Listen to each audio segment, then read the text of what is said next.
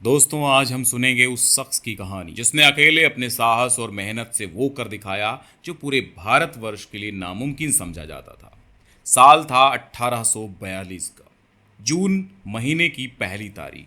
कलकत्ता के एक प्रसिद्ध लेकिन संस्कारी परिवार में एक बच्चे का जन्म हुआ। बालक का परिवार शिक्षित था। उसके घर में साहित्य, संगीत और संस्कृति का वातावरण था। लेकिन उस दौर में भारत गुलाम था, अंग्रेजों का राज था।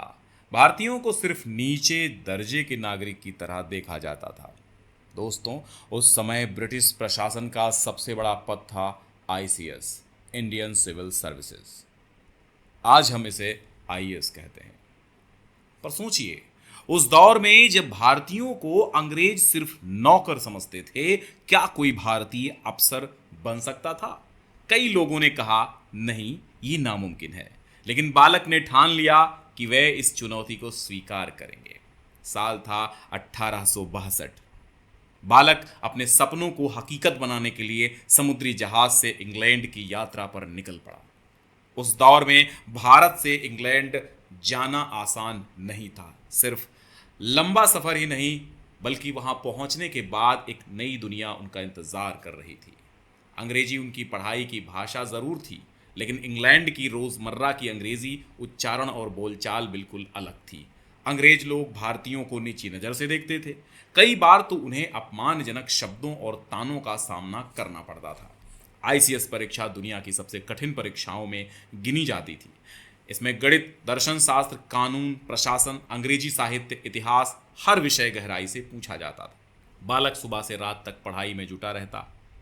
वह घंटों लाइब्रेरी में बैठा रहता, किताबों में डूबा रहता।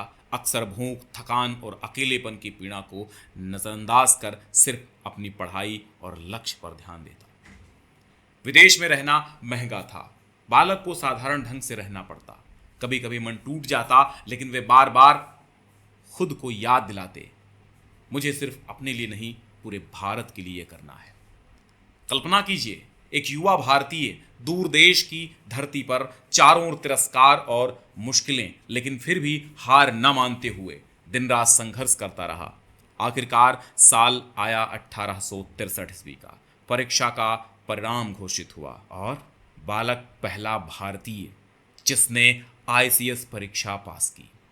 पूरा देश गर्व से भर उठा। पूरे देश ने गर्व से कहा, अगर ये कर सकते हैं तो हम भी कर सकते हैं। भारत लौटकर बालक ने महाराष्ट्र के शोलापुर, अहमदाबाद और अन्य जगहों पर काम किया। बालक ने सदैव भारतीय जनता का हित सोचा। वो न्यायप्रिय, ईमानदार और सरल स्वभाव का अफसर था। उसकी कार्यशैली से अंग्रेज भी प्रभावित हुए। उसने साबित किया कि भारतीय भी उनसे ज्यादा ही योग्य हैं जितने की अंग्रेज। बालक की सफलता ने भारतीय युवाओं में नई ऊर्जा उत्पन्न कर दी। अब युवाओं को लगा हम भी इस परीक्षा में सफल हो सकते हैं। उनकी वजह से धीरे धीरे और भी भारतीय आईसीएस में आने लगे और आज उनकी रखे नींव पर खड़े होकर हजारों आईएएस अफसर देश की सेवा कर रहे हैं। ये कहानी थी भारत के पहले आईएएस अधिकारी सत्येंद्र नाथ टैगोर की, जिनके छोटे भाई का नाम रविंद्रनाथ टैगोर था। इनका नाम शायद आपने जरूर सुना होगा। तो ये थी कहानी जो हमें दिलाती है याद कि सपनों की कोई सीमा नहीं होती। अगर जज्बा हो तो इतिहास बदलना भी मुमकिन है। कहानी आपको कैसी लगी कमेंट बॉक्स में ज़रूर बताइएगा। लाइक, शेयर, सब्सक्राइब करना